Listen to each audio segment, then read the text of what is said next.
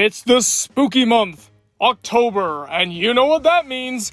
Billy does most of the videos here on this channel this month, just like he did the last month, but that's fine because I needed a break. Anyways, you know what one of my favorite Halloween movies of all time is? The Nightmare Before Christmas. In fact, I watched it 5 times in 1 week once. There's even a video we made last year talking about the experience. I could go on and on about this movie, but really, what's the point? Everyone knows what makes this film work. The songs, the characters, the animation. But going back to characters real quick, one of them seems to get sorta skipped over in a weird way. He's on quite a bit of merchandising and he definitely takes part in some of the Halloween stuff that Disneyland throws on, but a lot of people don't really seem to understand what makes him tick. This character is none other than Zero! Nope. This character is none other than Oogie Boogie, the main antagonist of the film who for some reason only shows up in the last third. Actually, real quick side note, one of the main criticisms that Siskel and Ebert had for The Nightmare Before Christmas was actually Oogie Boogie himself. They didn't feel like he added much and they felt like he kinda derailed the story. Personally, I don't see it. I think he's great. In fact, he's so great that he's getting his own video. Who knew? I guess you did if you clicked on the video, but anyways, it's time to talk about Oogie Boogie, Halloweentown's biggest monster. So Oogie Boogie's origin story's kind of up in the air. There's a video game that came out after the movie that explains it all, but it can be kind of debated whether or not it's actually canon. Personally, I think it is, but that's mostly because a fair bit of the crew actually approved of its existence, so I guess that's the seal of approval. So for the rest of the video, I'm just gonna assume that the games are canon, but if not, oh well, we don't really have a way of knowing, so on with the video. A long time ago, Oogie Boogie began hearing rumblings about this guy named Jack Skellington, the scariest ghoul in the world and the king of Halloween. So naturally, Oogie Boogie, being as selfish as he is, thought that obviously he would be a way better Halloween mascot than Jack Skellington, so he tried and failed to take over Halloween, ending up getting punished by being banished to his underground lair, being banned from participating in all Halloweentown festivities. Yeah, do you ever wonder why Oogie Boogie never appears until the last third?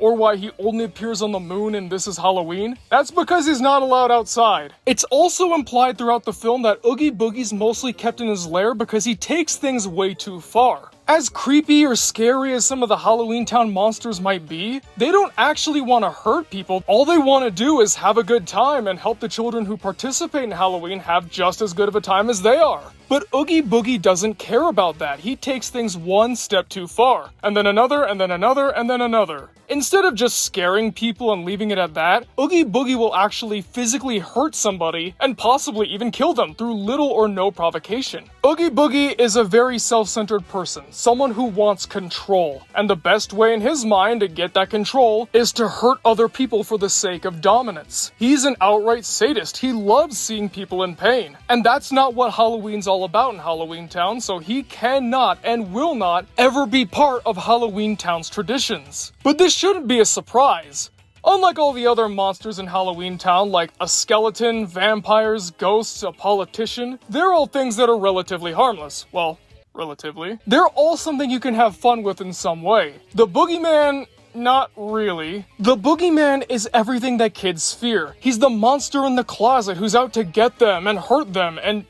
Hey! They're not wrong. That's exactly what Oogie Boogie would do if he got his hands on any of the kids. He's big, he's loud, he's angry, he's vicious, he's full of bugs, and he's someone who would make kids feel weak and in danger. That's everything that a kid would fear. Who knows, that might even be how he got Lock, Shock, and Barrel to start doing his bidding. Yeah, they're kinda nasty themselves and they have their own problems, but they always make sure that Oogie Boogie never goes without food or victims, in exchange for getting on his good side, presumably meaning that they're not gonna get hurt. But this is Oogie Boogie we're talking about. He's a total wild card. You can't trust him. One minute he might pretend to be your best friend and then the next, you're becoming snake and spider stew. And while he waits for his next victim to come around, he always has gambling to keep him entertained. That's Oogie Boogie's main thing in life. Gambling and winning at it, even though he's not really good at it. He constantly loses all throughout the film as we see, and he cheats to get his way. Remember, he's always gotta be the winner. He's always gotta be the one who comes out on top. Otherwise, he's not the biggest, strongest, and best. But then when his victims finally come to the lair, that's where the real fun begins because he gets to gamble with people's lives, mixing his two loves into one. Gambling and the suffering of others. The only person he seems to fear is Jack. because Jack's the only one that stopped him before. Therefore, he could probably do it again whenever anybody else comes across Oogie, but then when Jack Skellington shows up, then he starts to panic. But do you want to know the funniest thing about all of this? It's that Tim Burton, the guy who wrote the original poem, and one of the main producers of this movie, he doesn't consider Oogie Boogie a villain at all. He's never really said why he doesn't, but there are a few theories that I'd like to discuss today. The first is that the other residents of Halloweentown aren't really good guys either. Keep in mind, they've done things like hijack Christmas just because they thought it was fun. And they also put a lot of children in danger, although that wasn't really on purpose. Personally, I'm not really sure I buy this reason all that much. I mean, yeah, the Halloweentown residents didn't exactly do great things, but they just got a little excited, and again, they didn't try to hurt anybody, but Oogie Boogie did. Even so, I can still see where people who believe this are coming from, especially all things considered. Yeah, Sally's probably the only 100% good character throughout this entire movie. She's the only one who makes any sense around this insane asylum. At least in the sense that she's the only one who doesn't do anything wrong. Now, the second reasoning is one that I'm a bit more inclined to believe. It's probably because, all things considered, this is probably just his nature. He's the boogeyman after all. He's supposed to be the bad guy that all children fear above everything else. Who knows, maybe if there's other boogeymen or boogie women or boogie whatever out there, they might end up doing the exact same thing as him. And then from there could be this whole big debate as to, just because it's in his nature, does that mean that he's wrong? Should he be at fault? I don't know. That's a lot of deep stuff that I'm not going to get into here today. We're only here to talk about a stop-motion bag of bugs who supposedly is the main villain of The Nightmare Before Christmas. Have that psychological discussion in the comments, why don't you? Who knows? It might be fun. Thinking about that mindset kind of makes Oogie Boogie a bit more interesting. Instead of just being this big, loud bad guy, he might just be someone doing something in his own nature. And if the first idea is to be believed, then he's just following the town's lead and just so happened to go a little farther. Again though, this doesn't justify what he did. He's still an evil and dangerous creature, but at least it helps us understand him that much more. Though it is worth noting that Tim Burton isn't the end-all be-all authority when it comes to The Nightmare Before Christmas. Just because his name is in the title doesn't mean that he is the main guy behind it. That would be Henry Selick. To my knowledge at least, Henry Selick hasn't commented on these theories, but who knows? He might end up agreeing with Tim Burton. It's entirely possible, and maybe we'll get the answer someday. And as much as the follow-up game ends up expanding on the universe a bit, it doesn't really tell us more about Oogie Boogie's nature. In fact, he ends up doing things even worse than in The Nightmare Before Christmas, trying to take over Halloweentown once again. So, yeah.